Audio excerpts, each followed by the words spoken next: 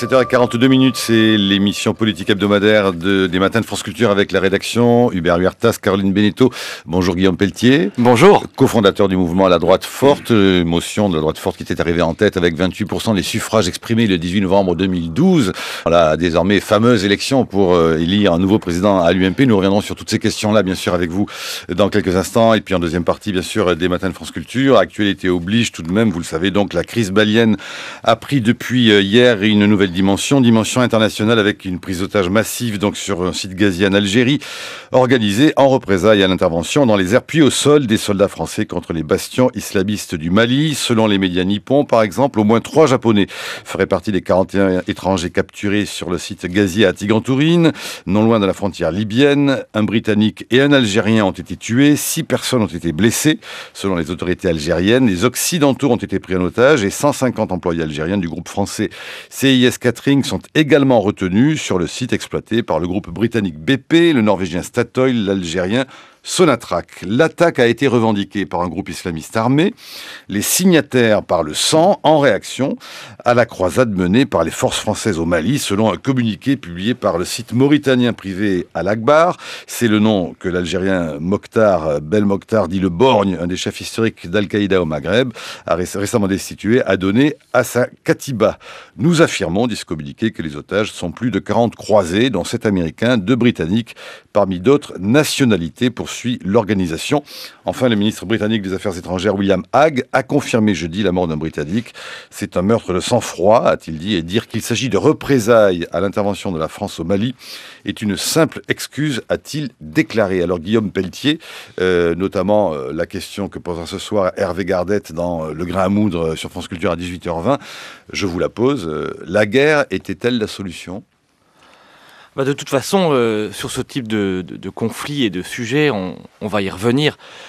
Nous sommes totalement du côté de François Hollande et l'UMP le soutient avec une détermination absolue. Il n'y a pas de place pour le terrorisme, ni sur notre territoire, ni à l'extérieur. Et il était de la responsabilité de la France, oui, de protéger nos amis maliens et de bien expliquer à la face du monde et à la face des djihadistes que l'Afrique ne pouvait pas devenir le terrain de jeu et le terrain de guerre du terrorisme islamique. Et donc à ce titre, nous soutenons l'action de François Hollande. Nous pensons évidemment à nos soldats, aux forces spéciales, et nous avons une pensée particulière pour tous les Français aussi qui sont au Maghreb et qui sont aujourd'hui menacés. Pour autant, on est en droit aussi de se poser un certain nombre de questions qu'Hubert Huertas d'ailleurs a évoquées tout à l'heure. D'abord la question de l'isolement de la France. Dénoncé hier avec force par Daniel Cohn-Bendit. Alors moi je veux pas la dénoncer avec force parce que je crois qu'on a besoin d'unité nationale autour du président de la République qui est aussi le chef de nos armées. Mais dénonçant auprès de Catherine Ashton l'idée qu'au fond l'Europe dit nous mais envoie des infirmières alors que la France envoie des militaires. Exactement. Sur ce point-là, j'ai entendu Daniel Cohn-Bendit et pour le coup on est d'accord. Ça fait des décennies, moi j'ai 36 ans, je suis né avec la construction européenne, ça fait des décennies qu'on nous parle d'une Union européenne solide, forte.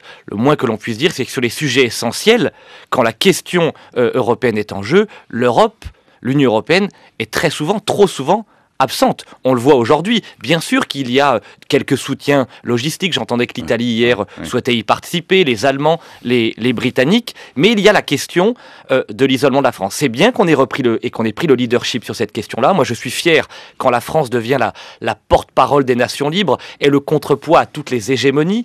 J'étais fier en 2003 avec Jacques Chirac et Dominique de Villepin. J'étais fier avec Nicolas Sarkozy en Géorgie, en Libye ou en Côte d'Ivoire. Et je suis heureux, évidemment, de voir François Hollande dans cette continuité. Mais il y a un deuxième sujet aussi inquiétant, que vous évoquiez d'ailleurs, c'est la question des guerres asymétriques.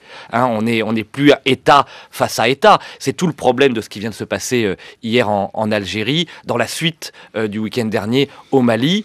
Il faut que nous soyons à la fois très prudents et très audacieux. Quoi qu'il arrive, sur cette question-là, l'UMP, évidemment, apporte son soutien au gouvernement. Est-ce que ce qui s'est passé avec cette prise d'otage très internationale n'internationalise pas justement le conflit et ne fait pas en sorte que la France soit moins seule? Donc, est-ce que ça ne fait pas tomber vos réserves?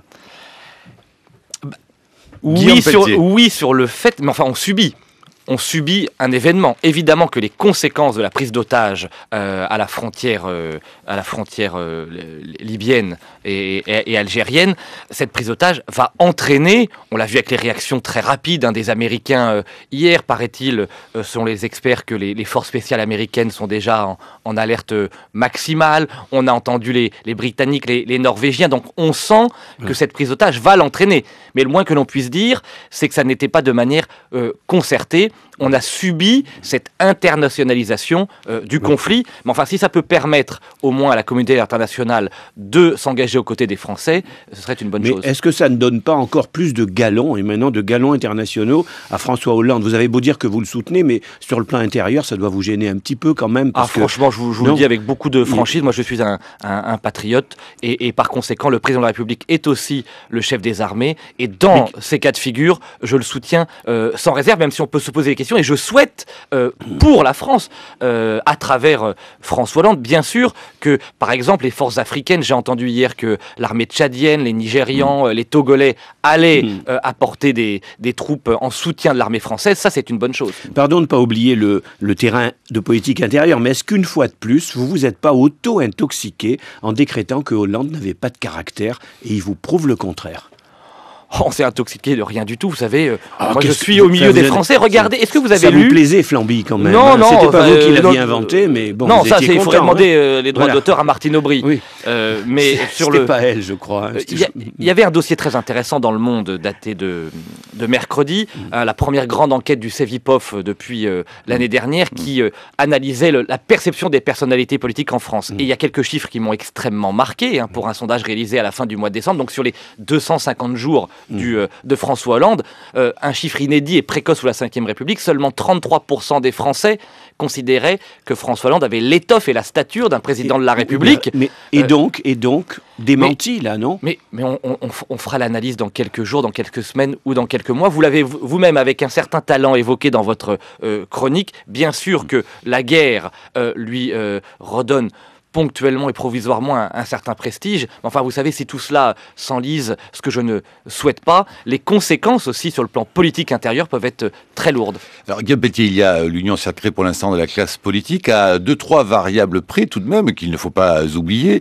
Jean-François Copé d'ailleurs lui-même, même s'il soutient l'action française, a déploré au fond qu'elle intervienne si tard, a posé la question pourquoi intervenons-nous si tard.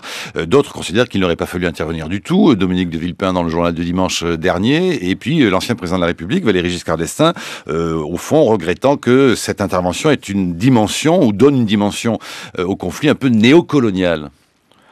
Non mais on est au XXIe siècle. La France a un rôle international. La France est l'une des grandes puissances. La France est la porte-parole, je l'ai dit, des nations libres. Mais est-ce qu'on en a les moyens? Lors de l'intervention en Libye, on notait ça et là qu'il fallait que l'intervention en Libye finisse par s'arrêter parce qu'on était un peu à bout de nos forces. Est-ce qu'on est sûr? Aujourd'hui, le livre blanc de la Défense devrait avoir lieu dans quelques temps, dans quelques jours. Est-ce qu'on a les moyens militaires, économiques de soutenir cette intervention de guerre? J'allais y venir. Il y a un double paradoxe, même si je répète que je soutiens pleinement l'action du président de la République sur ce sujet-là.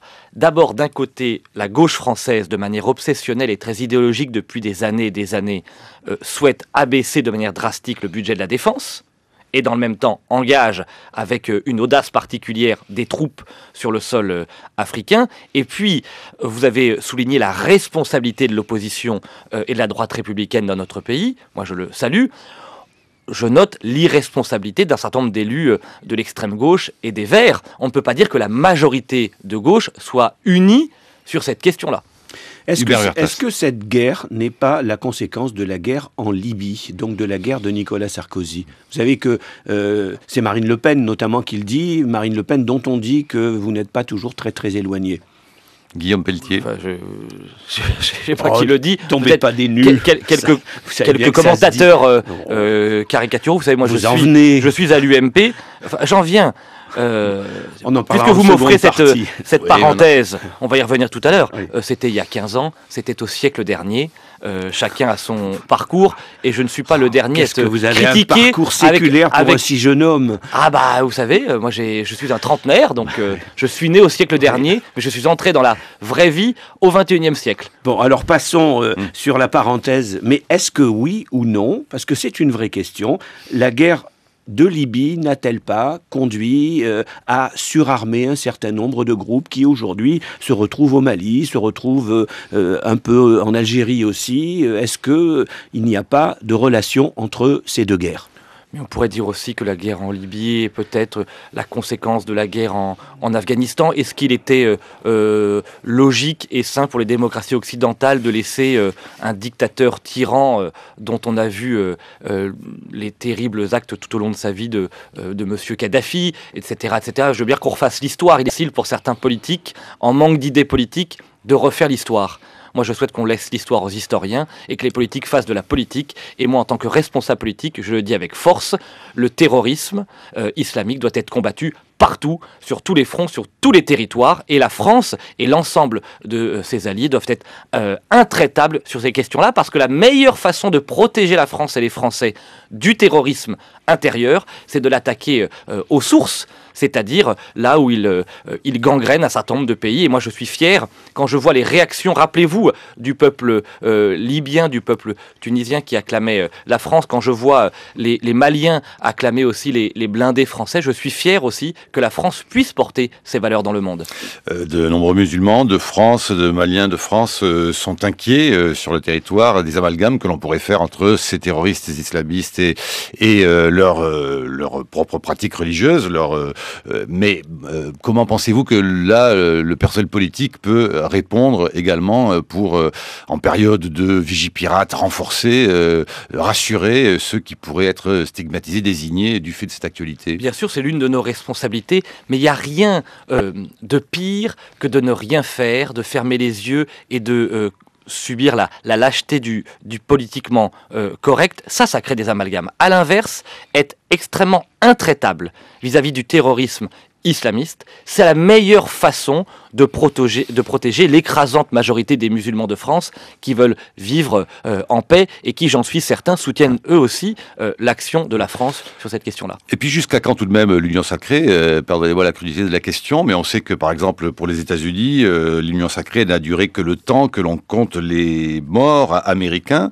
Qu'est-ce se passera-t-il entre la droite et la gauche quand qui sait, on commencera à compter les morts français, otages ou militaires, et que se posera la question de savoir s'il fallait y aller ou pas. Les unions sacrées ne durent jamais très très longtemps en période de guerre. Bien entendu, et c'est ce que je disais tout à l'heure sur l'étoffe ou la stature de François Hollande. Il y aura des conséquences peut-être lourdes. Je crois, moi, que nous devons inventer, Nicolas Sarkozy l'avait fait, François Hollande semble emboîter ce pas, un nouveau rapport justement à la guerre sur le plan démocratique. Ça doit se passer toujours en deux temps. D'abord, plusieurs mois où nous devons faire confiance au jugement, dans le jugement et dans l'action du président de la République, et c'est ce que nous faisons. Et je considère qu'au bout d'un trimestre, je crois qu'il l'a annoncé d'ailleurs hier, on peut envisager de manière sérieuse et quasi automatique un vote du Parlement pour que l'ensemble des responsables politiques puissent juger en conscience. Pensez-vous qu'il y a en France des forces qui soutiennent les islamistes ?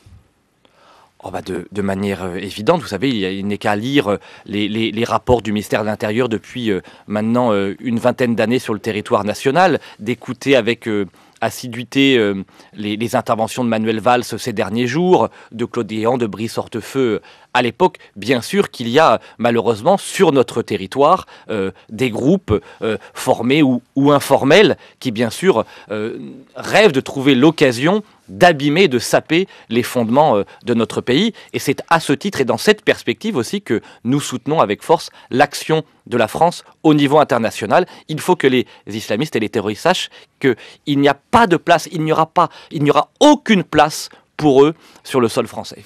Guillaume Pelletier, 8h16, c'est l'heure de la chronique de Brice Couturier. Bonjour Brice. Bonjour Marc. J'ai un point commun avec vous, Guillaume Pelletier. J'ai fait ma cagne à la Canale, lycée chanté par Julien Clerc, qui l'a également fréquenté. Mais ce n'était pas exactement la même année, et de mon temps, voyez-vous, la Canale était une base rouge. Les Mao, j'en ai fait partie, y faisaient la loi. Vous avez choisi une autre radicalité, l'UNI, le Front National au départ, puis Philippe de Villiers et enfin Nicolas Sarkozy. Avec l'âge, on s'assagit. Moi aussi, je vous rassure. Aux gens comme moi, on pardonne volontiers leurs erreurs de jeunesse. Nous n'étions pourtant pas des anges. Il y avait caché au-dessus des toilettes, vous voyez ce que je veux dire, à quel endroit, une certaine valise pleine de pieds de chaise cassés que nous destinions à nos adversaires politiques, vos grands ancêtres. Vous, votre passé jette sur votre présent une ombre qui inquiète, y compris au sein de cette UMP que vous avez rejointe en 2008, laissant là Philippe de Villiers. Alors, vous me direz que votre motion, Marc le rappelait, est arrivée en tête au congrès de l'UMP. La droite forte que vous animez avec votre compère Geoffroy Didier a remporté 27,8% des suffrages, largement devant la droite sociale de Laurent Wauquiez à 21,7% et surtout devant les humanistes de Jean-Pierre Raffarin, 18,1%, nettement plus centriste et soutenue, elle, par des élus. En effet, la motion de Raffarin avait été signée par 140 parlementaires et la vôtre par 18 seulement. Alors vous analysez ce succès comme le signe d'une révolte générale du peuple contre les élites, des militants contre les caciques, mais vos contradicteurs font remarquer que vous avez été constamment rejeté par le suffrage universel, battu aux législatives de 2002, battu aux européennes de 2004, battu aux législatives de 2007, battu aux municipales à Tours en 2008, mais aussi battu au deuxième tour des législatives de 2012. Alors certes, vous êtes très présent dans les médias, vous et votre compère Geoffroy Didier, qui vient lui de la gauche sarkozyste, la diagonale. Vous êtes très apprécié des émissions de débat où l'on manque d'éditorialistes jeunes, télégéniques, mais classés à droite. Mais la télé et la politique ne sont pas exactement la même carrière et ne requièrent pas les mêmes profils. En France, on fait de la télé après avoir lâché la politique, comme Roselyne Bachelot, rarement l'inverse, comme Noël Mamère. En tant qu'un des artisans de la droitisation de l'UMP, j'aimerais que vous commentiez pour nos auditeurs le dernier sondage Opinionway, Cevipof, dit du baromètre de la confiance, parce que ce sondage illustre la profondeur de cette rupture, dont vous parlez souvent, entre le monde politique et la société civile qui va s'aggravant. Les qualificatifs caractérisant le mieux l'état d'esprit des Français sont dans l'ordre. La méfiance, 32%, la morosité, 31%, et la lassitude, 29%. Quelles sont les institutions qui inspirent confiance? Dans l'ordre. Les hôpitaux, 82%, l'armée, 73%, l'école, 73%, les associations, 69%, et la police, 66%. Mais quelles sont celles qui n'inspirent pas confiance? Eh bien, dans l'ordre. Les partis politiques, 87% n'inspirent pas la confiance. Les médias, Marc, les médias. 76% n'inspirent pas la confiance. Les banques, 74%. Les syndicats, 64%. Les grandes entreprises privées, 57%. Néanmoins, une petite majorité, 53%, pense à présent, ce n'était pas le cas il y a 6 mois, que pour faire face aux difficultés économiques, l'État devrait faire confiance aux entreprises et leur donner plus de liberté. 68% des sondés estiment, je cite, qu'aujourd'hui, les notions de droite et de gauche ne veulent plus rien dire. 65% jugent qu'il y a trop d'immigrés en France. 52% pensent que les couples homosexuels devraient avoir le droit de se marier civilement, en baisse sensible puisqu'ils étaient encore 60% en octobre. Concernant les prochaines années, 23% des sondés estiment avoir confiance en la gauche pour gouverner le pays. 24% ont confiance en la droite. La majorité, elle, ne fait confiance à personne. Et 69% de nos compatriotes ont le sentiment que la situation du pays va se dégrader au cours des 12 prochains mois. Alors reconnaissez que tout cela n'est pas fameux, ni pour la majorité, ni pour l'opposition. Face aux immenses difficultés que rencontre ce gouvernement sur le plan économique, vous aviez, comme on dit, un boulevard. Alors pourquoi semblez-vous faire du surplace ? La chronique de Brice Couturier sur franceculture.fr. Bon, vaste programme. Guillaume Pelletier. D'abord, c'est de A à Z, c'est très juste. Si on fait du début à la fin de votre chronique, d'abord sur mon parcours politique, puisque j'ai été interpellé tout à l'heure. Moi, effectivement, il est aussi romantique d'avoir été à l'extrême gauche quand on était jeune, que d'avoir été qu'insupportable, odieux, immonde ou jetant une ombre pour l'éternité. Il n'est pas une seule émission depuis ces 5 ou 6 dernières années que je fais sans qu'on me rappelle ce passé politique. Oui, j'ai commencé comme beaucoup de jeunes. Il y en avait 26 ou 27% qui votaient Le Pen en 1995. Pour autant, on évolue, on change. Je pensais à l'époque que le monde était simple et que les solutions étaient simples. J'ai compris que c'était beaucoup plus complexe. Et vous savez, dans les destins ou les histoires politiques, regardez ce qui s'est passé. François Mitterrand a commencé à Vichy, il n'est pas pétainiste pour l'éternité. Jacques Chirac a vendu l'humanité quand il était jeune, il n'est pas communiste pour l'éternité. Pierre Moscovici, aujourd'hui ministre de l'économie et des finances, était un haut responsable de la Ligue communiste révolutionnaire jusqu'à 27 ans. Ce qui compte... Et Jospin. On pourra en parler. Pabliste. Pour tant d'autres, ce qui compte, ce n'est pas d'où l'on vient, mais où l'on va, les convictions que l'on défend. Moi, je suis à la fois un patriote, un républicain, attaché à une droite solide, audacieuse, courageuse. Et c'est vrai que, contrairement à ce que certains disent, je crois être le mieux placé dans cette nouvelle génération, justement, pour rassembler les droites, pour réconcilier la droite avec le peuple, parce que ma position est très claire. Je ne souhaite pas d'accord avec le Front National, je n'ai rien à voir avec Marine Le Pen, mais je revendique le droit et même le devoir de m'adresser au quotidien aux électeurs et aux électrices du Front National qui nous adressent un message. Quand le Front National fait un gros score, c'est que nous, la droite républicaine, nous avons manqué de courage et d'audace. Enfin, sur la question du sondage, je l'évoquais tout à l'heure, c'est un sondage qui m'a extrêmement marqué, mardi dans le quotidien Le Monde, j'en ai lu évidemment tous les détails, et effectivement je m'y retrouve parce que c'est un peu l'analyse que nous faisons, que nous avons faite avec la droite forte sur deux idées très simples. Les Français veulent plus d'autorité sur la question des valeurs, et en même temps, phénomène très nouveau, ils veulent plus de liberté sur la question des PME et de l'entreprise. Agnès Benassi-Kéré, et puis Oui. Hubert Vertas et Brice Couturier, bien sûr. Agnès. Vous avez dit tout à l'heure que vous étiez un enfant de la construction européenne. Enfin, je pense que certains des aînés sont aussi des enfants de la construction européenne, mais c'est intéressant parce que ça veut dire que vous êtes un jeune Européen convaincu, par opposition aux vieux souverainistes. Donc vous approuvez certainement les orientations prises depuis le Conseil européen de juin, de sortie de crise par plus de solidarité, plus d'intégration, mais aussi plus d'intrusion de nos partenaires européens dans nos affaires nationales. Et un jour prochain, vraisemblablement, il va falloir se poser la question du traité, de refaire un nouveau traité. J'imagine que vous êtes un enthousiaste de cette question et que vous allez militer pour un nouveau traité avec plus d'intégration. Guillaume Pelletier. Pas tout à fait ça. Vous savez, moi je crois que le vieux débat, pour le coup, entre les fédéralistes et les souverainistes est un débat dépassé. Moi j'ai voté non, j'étais l'un des porte-parole du non et j'étais fier, je suis toujours fier de l'avoir été en 2005 sur le traité sur la constitution européenne, parce que si je suis un enfant de l'Europe et toute ma génération est attachée à cet idéal européen, bien sûr qu'on est plus fort à plusieurs, je considère moi depuis trop longtemps que l'Europe malheureusement se construit contre ou sans les peuples. C'est-à-dire qu'on a privilégié la technocratie sur le politique, on a privilégié l'économique sur le politique, et d'une certaine manière, Nicolas Sarkozy, moi, tout au long de son quinquennat, avec la présidence française de l'Union européenne en 2008, m'a réconcilié avec l'idée d'une Europe pragmatique, politique. Moi, je souhaite que l'Europe de demain, ce soit une Europe d'abord qui donne davantage la parole au peuple de l'Union européenne, qu'on donne davantage de pouvoir à la démocratie, Au Parlement que le européen, pouvoir, c'est bon. Oui, au Parlement européen. Enfin, on peut pas dire que ce soit le cas. Aujourd'hui, la Commission. Il suffit s'en saisir, il suffit de parler. Oui, mais quand on regarde dans les détails, le règlement intérieur de l'Union européenne, aujourd'hui, le Parlement européen a moins de pouvoir, on le sait, que la Commission de Bruxelles. Les parlements nationaux sont de plus en plus dépossédés d'un certain nombre de sujets. Ça, c'est le premier Vous point. êtes pour qu'il y ait plus de pouvoir au Parlement européen, d'accord. Oui, enfin, c'est double. C'est-à-dire que je suis pour deux choses. À la fois que chaque peuple conserve la maîtrise de son destin, mais sur des sujets essentiels, on en a parlé tout à l'heure, par exemple les questions internationales, la question au Mali, on aurait aimé que l'Europe tout entière, de manière dynamique et unie, s'empare de cette thématique. Et puis deuxième sujet qui est central et qui explique l'exaspération justifiée du peuple français, les Français se sentent dépossédés par la mondialisation. Aucun responsable politique depuis 30 ans n'est parvenu à corriger de manière très forte la mondialisation parce qu'il y a un tabou dans notre pays que moi je souhaite lever, c'est la question de la frontière. Oui, je crois en la frontière, pas la frontière étriquée, barbelée qu'on rétablirait au niveau national, mais une frontière saine, ouverte, protectrice au niveau européen pour corriger la mondialisation, pour nous protéger de la concurrence déloyale de pays comme la Chine, l'Inde ou le Brésil. Si l'Europe veut retrouver sa puissance, eh bien l'Europe doit retrouver à la fois la maîtrise de son destin sur le plan politique et la maîtrise de ses frontières sur le plan commercial et économique.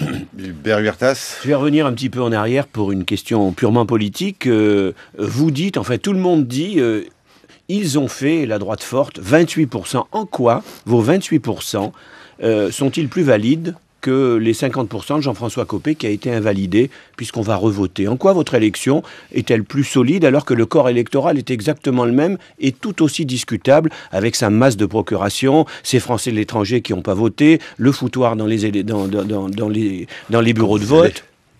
Expliquez-moi pourquoi votre score serait si certain et pourquoi êtes-vous si certain d'être en tête? Je ne suis pas sûr de votre objectivité sur la question. Moi, j'observe. Ce que je note, vous savez, bien sûr qu'il y a eu polémique, un feuilleton pitoyable que nous avons offert dans la suite du congrès du 18 novembre. 7 bureaux de vote étaient contestés sur les 652 par les deux camps. Camp copéiste et camp filloniste. Ces 7 bureaux de vote litigieux portaient évidemment un voile lourd sur une élection serrée de quelques dizaines de voix. Sur la question des motions, de manière incontestable, d'ailleurs les motions étaient validées à la fois par les 5 motions reconnues, par Laurent Wauquiez, par Jean-Pierre Raffarin, par Michel Alliot-Marie, par Thierry Mariani. À partir du moment où les 5 motions quelle que soit leur sensibilité, valident le résultat, considèrent qu'il n'y a eu aucune fraude les concernant et ne souhaitent pas revoter, eh bien on considère que cette élection est valide. Vous savez, on le voit. Il y a eu aussi 40 000 procurations, 30 000 procurations pour Jean-François Copé, que vous souteniez. Ça veut dire, pour une élection présidentielle, que Nicolas Sarkozy ou que François Hollande se seraient présentés devant les électeurs avec 8 millions de procurations. Ça vous choquerait pas? Ça vous choque pas? Vous trouvez que c'est régulier, ça? Mais vous savez qu'au sein d'un parti politique, et c'est heureux que chacun fasse le travail de procuration. Moi, je suis très content que pour la prochaine élection de septembre, on réfléchisse on réfléchit pas, il n'y en aura pas, c'est interdit. Oui, c'est donc que c'est pas bien que ça y soit. Ne faites pas la révision des statuts avant nous. Hein, la commission des statuts dont je ferai partie va se réunir et nous allons effectivement réfléchir pour ouvrir le corps électoral, pour interdire les procurations, pour multiplier le nombre de bureaux. Oui, dans votre élection. Mais pas moi, parce que moi j'ai alerté avec mes amis le bureau politique tout au long de la campagne interne et vous avez François Fillon votre ami et Jean-François Copé, c'est lui qui l'avait organisé tout ça. Je viens que vous soyez caricatural. Moi, j'ai soutenu dans la dernière ligne droite Jean-François Copé. La droite forte, c'est le premier mouvement de l'UMP. C'est 28% des suffrages. Nous étions en tête dans 60 départements. Absolument pas discuté et absolument pas discutable. Nous sommes en tête dans 37 départements qui avaient voté pour Jean-François Copé et dans 23 départements qui avaient voté pour François Fillon. Nous étions soutenus à parts égales sur le terrain par des référents fillonistes et copéistes. Justement, la force de la droite forte, c'est de ne pas avoir été dans la simple course à la présidence. Ni Jean-François Copé, ni François Fillon. La droite forte, c'est deux choses. C'est d'abord un renouvellement des générations. C'est des nouvelles têtes. Parce que le peuple de droite veut, têtes. Mais beaucoup d'autres, et Camille Bedin, et des délégués de circonscription, et des secrétaires départementaux.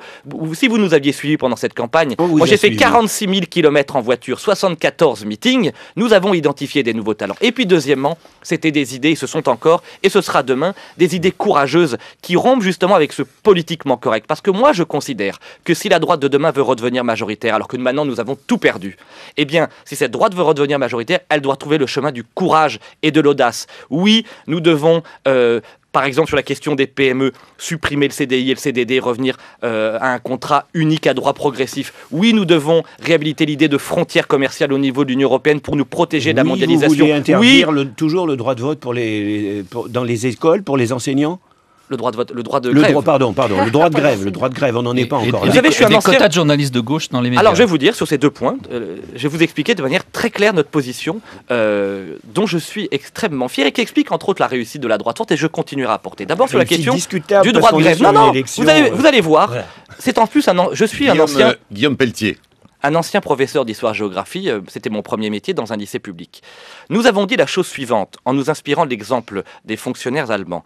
À partir du moment où une loi est votée par le Parlement, quelle que soit la couleur politique de ce Parlement, nous considérons que les professeurs n'ont pas à faire grève ou manifester contre cette loi. Ils peuvent manifester avant, ils peuvent faire grève avant, mais à partir du moment où une loi est votée par le Parlement, je considère que les professeurs, qui sont détenteurs d'une certaine exemplarité au nom de la République, n'ont pas à la contester. Ça, c'est la première chose. C'est-à-dire que, voilà, je souhaite que les professeurs ne puissent pas user de leur droit de grève politique. Par contre, évidemment, ils conservent, et c'est bien normal, le droit de retrait dans un certain nombre de sujets. En tout cas, interdire le droit de grève, comme le propose également votre camarade Geoffroy Didier, on va faire le tri. Serait anticonstitutionnel. Si nous avions proposé d'interdire de manière absolu le droit de grève des enseignants, ce serait bien sûr anticonstitutionnel. Mais nous nous sommes renseignés auprès de constitutionnalistes extrêmement sérieux. Donc et sur la question, donc vous n'arrivez jamais à citer les noms. Eh bien, vous allez voir, nous organisons au mois de Non, mars. mais dites-moi le nom du constitutionnaliste qui vous dit qu'il serait nous constitutionnel organisons d'interdire le droit de une grève. convention. Non, mais attendez, on est en 8h30. Dites-moi le nom d'un constitutionnaliste éminent. Mais ça, moi, je peux vous dire que Guy Carcassonne, dans Libération, par exemple, il dit aujourd'hui, non, c'est pas possible, c'est anticonstitutionnel. Eh bien, il y en a d'autres. Voilà. Dans le même quotidien Donc, Libération du mois de décembre, si vous lisiez l'ensemble de l'article, qui disent il faudrait se renseigner parce que si c'est la question unique des grèves politiques, une fois qu'est-ce que des c'est lois. une grève politique? Une grève politique, c'est une grève portée au lendemain d'un vote d'une loi par le Parlement. Moi, je considère. Ça veut dire que si on vote contre une réforme. Non, ça veut dire que si une loi est votée par les représentants du peuple, elle s'impose aux fonctionnaires dans notre pays. Donc et ça on veut ne dire peut que plus la contester. si par exemple la loi sur le mariage est votée, il serait inconstitutionnel de manifester. Non, par exemple, là, je vous cite cet exemple. Je parle des fonctionnaires. Est-ce que vous m'avez bien compris? Les fonctionnaires représentent l'État. Les fonctionnaires représentent l'état de droit, et particulièrement les professeurs. Et au nom de l'exemplarité, je considère que cela plaise ou non à certains commentateurs parisiens, qu'il est temps de rétablir l'exemplarité dans ce domaine. Sur la question des quotas de journalistes, nous n'avons jamais dit... Henri Guénaud a dit que c'était du foutage de gueule. Hein. Non, mais avec Henri, vous savez, j'aime beaucoup ici, il y a votre Oui, fauteuil, mais on s'est vu hier, on se voit régulièrement. On a eu l'occasion de s'expliquer. Et je pense que Henri Guénaud était lui aussi intoxiqué par les commentateurs justement caricaturaux d'un certain nombre de journalistes. Intoxiqué Oui. Alors comment un quota de journalistes de droite dans les médias? Est-ce que vous voulez un quota de journalistes de gauche à Radio Courtoisie aussi?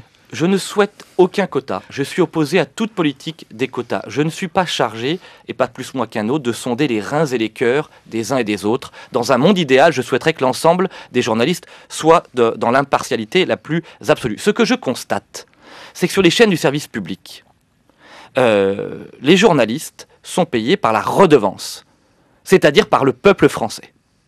Et que de manière incontestable, c'est une réalité. 74% des journalistes, selon un sondage Harris Interactive, ont voté pour François Hollande au second tour de l'élection présidentielle. 100% des étudiants en école de journalisme à Paris ou à Lille ont voté pour la gauche à l'élection présidentielle. Eh bien moi, au nom du peuple de droite que j'ai le droit de représenter, je souhaite que sur les chaînes du service public, eh bien, il y ait des débats réguliers entre des journalistes de droite et des journalistes de gauche, et qu'enfin... Il y en a.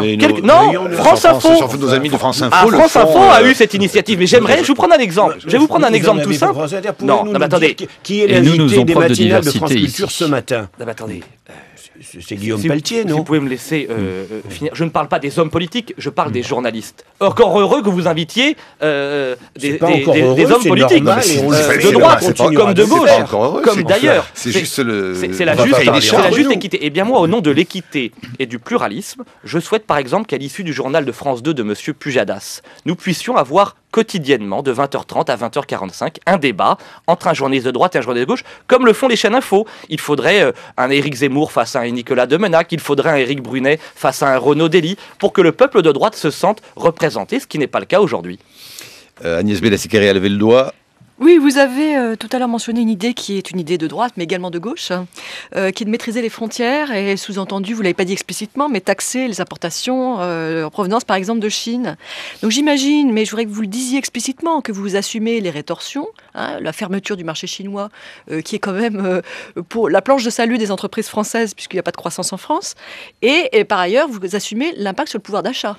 Puisque je croyais que c'était un thème important pour vous, le pouvoir d'achat des ménages et le fait que, évidemment, si on taxe les importations, eh bien, les produits seront plus chers. Oui, mais si on taxe les importations, il y aura moins de délocalisation et on pourra protéger les ouvriers, les employés qui subissent dans nos usines ou dans le monde agricole de très très nombreuses fermetures d'usines ou suppressions d'usines. Sur cette question-là, je me suis rendu en Chine il y a quelques mois avec des chefs d'entreprise. On a discuté avec les gouverneurs de la Chine. C'est très intéressant. Arrêtons ce complexe d'infériorité en Europe. Mais l'Europe, c'est le premier marché, mais pas du tout. se protéger. Les Américains, vous croyez qu'ils ne sont pas fiers d'eux-mêmes et ce sont les premiers à se protéger. Les Chinois, vous croyez qu'ils ne sont pas fiers d'eux-mêmes et ce sont les premiers à se protéger. L'Union européenne est l'union commerciale la moins protégée du monde. C'est un courant d'air entre deux océans parce que nous n'avons pas le courage de réhabiliter l'idée de frontière. Moi, je dis la chose suivante. Nous sommes le premier marché de consommateurs. Plus de 300 millions de consommateurs. La Chine a besoin de l'Europe. Les États-Unis ont besoin de l'Europe. Eh bien, puisque nous avons cette force, il faut que nous l'utilisions pour dire que, par exemple, nos usines ou nos paysans ou nos agriculteurs qui subissent la concurrence déloyale de pays comme la Chine, qui n'ont pas les mêmes normes sociales, environnementales que nous, il est juste qu'il y ait, sur la question du pouvoir d'achat que vous évoquiez, bien sûr qu'il y a le protectionnisme européen, mais il y a plein d'autres sujets. Quand est-ce qu'on aura le courage dans notre pays, je l'ai dit tout à l'heure, d'augmenter le temps du travail? Nous ne travaillons pas assez. Les 35 heures, c'est une folie. Heureusement, Nicolas Sarkozy les avait profondément réformés à travers les heures supplémentaires qui avaient bénéficié. Plus que les Allemands, tout de même. Hein. Oui, moi je souhaite qu'on travaille beaucoup plus et nous avons proposé avec la droite forte l'instauration de la semaine des 40 heures pour créer un choc de compétitivité dans notre pays. Si nous voulons nous en sortir collectivement, il faut que les Français sachent qu'il va falloir travailler davantage, c'est indispensable. De la même façon, rien n'est fait pour les PME. Depuis trop longtemps dans notre pays s'affronte un vieux clivage absurde entre une partie de la droite qui ne regarde que vers le CAC 40 et une grande partie de la gauche qui ne regarde que vers la fonction publique. Il faut des fonctionnaires. Il faut des grands groupes. Mais le poumon économique de la France, ce sont les PME, les TPE, les artisans, les commerçants, dont je suis. Moi, je suis un petit chef d'entreprise. Ce ne sont pas eux qui exportent. Hein. Ah, mais ce sont eux qui créent 85% des emplois dans notre pays. Et ils sont asphyxiés en permanence. Moi, je le sais, j'ai créé mon entreprise il y a 4 ans. J'ai 9 salariés. Je pourrais embaucher bien davantage si je n'étais pas en permanence asphyxié, si le code du travail ne se modifiait pas en permanence, si les seuils sociaux étaient enfin supprimés dans notre pays. Or, rien n'est fait, malheureusement, pour les PME, vous n'êtes pas content de l'accord les TPE. de vendredi? Vous n'êtes pas content? Alors, ça c'est intéressant. Si, je vais vous dire, de la même façon que je soutiens... Vous faites allusion à la flexi-sécurité, l'accord social, entre patronat et syndicat. Voilà, vendredi, oui. Oui, je vais vous démontrer, comme je l'ai fait sur la question malienne, moi je suis bien sûr fier d'être de droite, fier d'être français, fier d'être sarkozyste, et pour autant, je considère que ce qui est important, c'est comment on fait avancer dans notre pays. Bien sûr que cet accord va dans la bonne direction. Bien sûr que cet accord, c'est une bonne nouvelle. Je pense aux droits des salariés, à travers la complémentaire santé, à travers la représentation des salariés au sein des conseils d'administration des grandes entreprises. C'est bien, c'était d'ailleurs une idée de Nicolas Sarkozy. Je crois aussi... Une idée, mais pourquoi il ne l'a pas fait pendant 5 ans? Parce que moi, c'est la question sur laquelle je vais vous poser. Ce matin même, Bernard Accoyer, l'ancien président de l'Assemblée nationale, de droite, UMP, dit « Nous avons trop tardé à mener certaines réformes ». Ces réformes, elles sont en train... oui, et vous aviez eu 5 ans pour les faire. Qu'est-ce que vous avez attendu pour faire la flexi-sécurité? Pourquoi c'est Hollande qui doit la faire? Non, mais attendez. On a fait plein... Je vais vous répondre. Je finis juste sur la question centrale des négociations. Je suis très heureux qu'il y ait cette nouvelle règle du maintien de l'emploi qui permet à des entreprises de s'adapter à la crise en réduisant, par exemple, les salaires pour maintenir l'emploi dans une période de crise. Mais on aurait dû aller beaucoup plus loin. Il n'y a rien sur le protectionnisme, il n'y a rien sur le contrat unique, il n'y a rien sur les seuils sociaux, il n'y a rien sur les charges qui pèsent sur les PME et sur le code du travail qui doit se stabiliser. Sur la question de Nicolas Sarkozy, croyez-vous qu'en 5 ans, on peut, alors que les crises se succèdent, économiques, sociales, géopolitiques, internationales, sociologiques, est-ce qu'on peut en 5 ans réformer un pays qui pendant 30 ans n'a pas bougé? Regardez comme vous êtes dur pour Hollande. Est-ce qu'en 6 mois, il pouvait faire... Là, vous dites en 5 ans... Je soutiens François Hollande sur la question du Mali. Je reconnais que l'accord des négociations salariales... 5 ans, c'est le temps. Vous avez parlé, par exemple, le contrat unique, c'était dans le programme de 2007. Et vous ne l'avez pas fait. Mais attendez... Nicolas Sarkozy, c'est plusieurs dizaines de réformes. C'est l'autonomie des universités, c'est le service minimum dans les transports. Ce sont les heures supplémentaires qui ont bénéficié à 10 millions de salariés. 10 millions de salariés que François Hollande vient de supprimer. Et je peux vous dire que quand on est sur le terrain, qu'on fait du porte-à-porte, qu'on est sur les marchés, on entend nos compatriotes, et surtout les plus démunis, des ouvriers, des employés, des petits fonctionnaires, se plaindre justement de cette suppression. Oui, Nicolas Sarkozy a été le plus grand réformateur des 40 dernières années. Il a eu le courage de briser les tabous, par exemple sur la question des retraites, mais bien sûr que 5 ans ne suffisaient pas. Bien sûr qu'il a eu à affronter les blocages de l'administration et parfois la frilosité de sa majorité parlementaire, eh bien moi j'aurais souhaité qu'il fasse un deuxième quinquennat, et je vais vous dire, je souhaite et je ferai tout pour que Nicolas Sarkozy revienne en 2017 pour poursuivre justement avec son charisme et son énergie, son sens des réformes. Le retour de Sarkozy, mais lequel vous souhaitez le retour de Sarkozy de 2007, celui du non à la double peine, qui pensait à la dépénalisation du cannabis, bref, le Sarkozy d'ouverture, ou le Sarkozy modèle Buisson, vous savez, le modèle Maurras selon Madame Kosciusko-Morizet.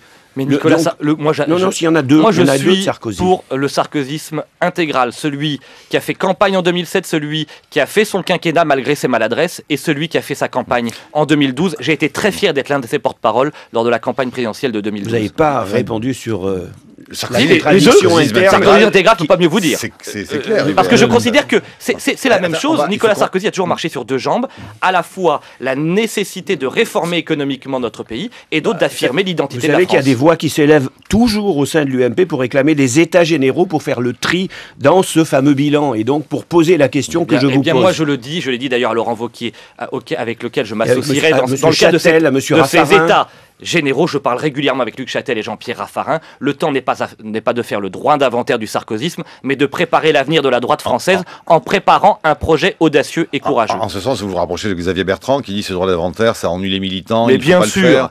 Enfin, il y a tout de même qui le demande. Hein. Inspirons-nous des idées, entre autres de la droite forte, de la droite sociale ou des humanistes qui ont récolté un certain nombre de suffrages, et nous pourrons construire le projet de la droite de demain. Brice Couturier. À propos du protectionnisme et de ce que vous réclamez dans ce domaine face à la Chine, à l'Inde et aux nouveaux émergents, vous savez bien l'argument qu'on vous oppose systématiquement, et je vais le faire à nouveau. L'Allemagne, la Suède, les Pays-Bas et pas mal d'autres pays européens qui sont exposés exactement à la même concurrence, qui travaillent avec la même monnaie, l'euro, obtiennent eux d'excellents résultats au commerce extérieur parce que simplement ils ont mieux travailler en amont sur leur spécialisation industrielle. Nous, effectivement, nous le savons, nous désindustrialisation, nous perdons exactement 60 000 emplois par an dans l'industrie depuis 10 ans. La montée du chômage est une évidence que les Français connaissent et subissent.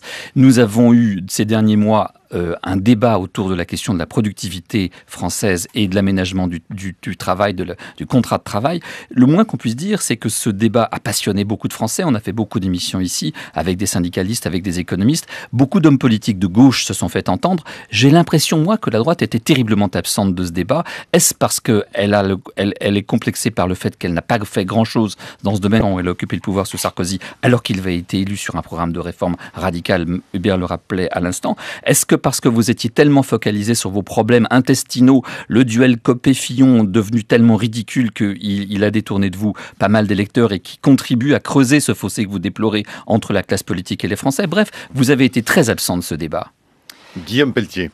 C'est vrai, mais l'une des raisons du succès de la droite forte, justement, si vous avez pris le temps de lire nos 80 propositions, par-delà celles qui ont fait le tour des médias, sur la question industrielle, sur la question de la réforme de la démocratie sociale, sur la question centrale aussi de l'école, dont j'aimerais parler. Nous faisons beaucoup de propositions, et la droite doit continuer à en faire pour se réconcilier avec le peuple français. Moi, j'ai été très fier de voir avec Nicolas Sarkozy les heures supplémentaires, je l'ai dit, de voir la question, vous savez, de la séparation à l'amiable au sein des PME à partir de 2008, qui a permis quand même à des millions de cas, exactement, c'est énorme, de faire un certain nombre de choses. Mais ça et le statut d'auto-entrepreneur et j'allais y venir parce que Hervé Novelli est l'un de mes amis, et il faut être honnête, moi, le nombre de mes amis, de mes connaissances, des gens que j'ai rencontrés, qui se sont réconciliés avec le monde de l'entreprise grâce au statut de l'auto-entrepreneur porté par Hervé Novelli et Nicolas Sarkozy, c'était une très bonne réforme. Mais c'était insuffisant. Nous avons par exemple été très insuffisants sur la question centrale et des PME et sur la question scolaire. Je voulais vous donner 2 pistes de réflexion qui sont les nôtres dans la perspective de la droite de demain. D'abord, savez-vous qu'en France, un chômeur coûte, j'en veux absolument pas aux chômeurs qui sont les victimes de ce système, je m'inspire du rapport de la DARES et du ministère du Travail de 2012. Un chômeur coûte 53 000 € à l'État chaque année. 18 000 € au titre des allocations versées, 36 000 € à peu près au titre des allocations non perçues, puisque par nature, le chômeur n'est plus un salarié. Eh bien, ce système ne marche plus. Nous proposons l'inverse, c'est que cette somme de 50 000 € dépensée chaque année par l'État pour un chômeur soit offerte à toute PME qui, en 2013, embaucherait un chômeur en CDI. C'est-à-dire s'inspirer de ce qui marche dans le reste de l'Union européenne et inverser la problématique française qui a fait, je dirais, de l'assistance, voire de l'assistanat, la colonne vertébrale de sa politique sociale, et à l'inverse, offrir ces sommes considérable au monde de l'entreprise qui prendrait le pari d'embaucher un certain nombre de chômeurs. Sur la question de l'école qui est centrale, notre système scolaire ne marche pas. Il ne marche pas à l'école primaire. Il faut que nous revenions, bien entendu, aux savoirs fondamentaux. Il n'est pas normal dans notre pays. Moi, je suis un fils de famille modeste. J'ai vécu pendant 20 ans dans un HLM. Et on me disait... fils d'ouvrier tu es, ouvrier tu seras.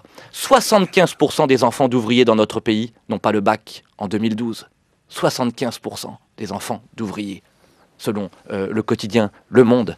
Eh bien, c'est quelque chose d'absolument insupportable. Pourquoi ? Parce que l'ascenseur social, la méritocratie, le mérite, qui est sans doute le plus beau mot de la vie politique française, que moi je souhaite en tout cas réhabiliter pour les prochaines années, ne marche pas.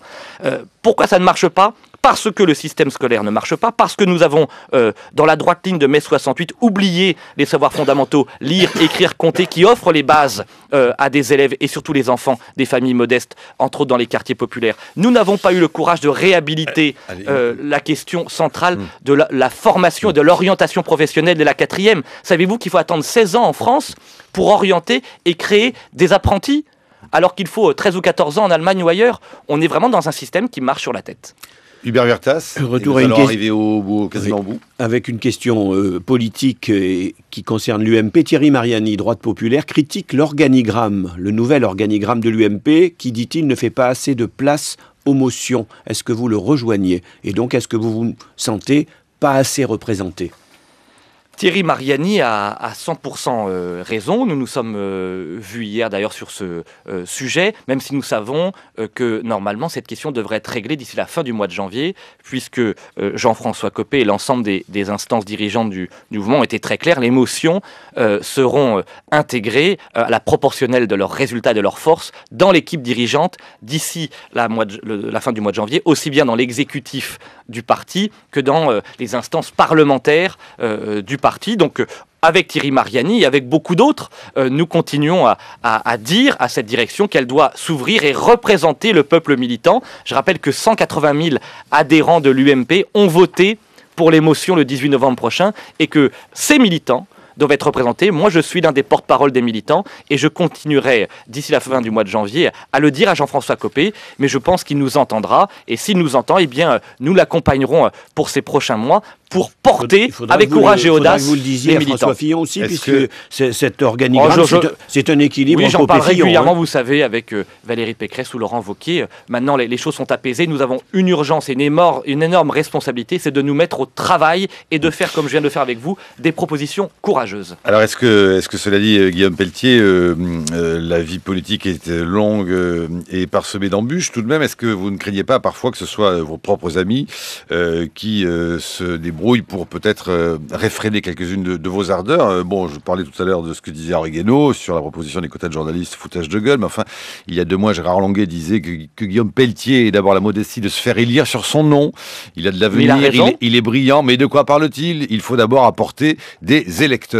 Bon, et puis même Jean-Pierre Renaud Dondieu de Vabre, il n'y a pas si longtemps non plus, au fond, disait que vous étiez le symbole d'une droitisation suicidaire de l'UMP. On n'est jamais aussi bien servi que par ses amis. Ah, bah vous savez, quand on fait des choses dans la vie, on crée forcément ou des jalousies ou des exacerbations. Moi, je me lève le matin, vous savez, pas pour critiquer mes amis, mais pour construire un projet, pour rencontrer les Français et participer au renouveau de la droite française. Je crois que la stratégie, mes convictions sont tout le contraire d'une stratégie suicidaire pour la droite. C'est l'avenir de la droite française, parce que si nous voulons nous réconcilier avec le peuple, empêcher la montée en puissance du Front National et retrouver la majorité, nous devons avoir le courage de faire des propositions. Mais le Front National aujourd'hui a un visage bien plus acceptable que du temps où vous étiez militant. Donc au fond, pourquoi ne pas au contraire essayer de jouer une carte Marine Le Pen, Guillaume Pelletier? Absolument pas. Je refuse tout accord avec les dirigeants du Front National qui, je le répète, ont fait élire François Hollande d'une part,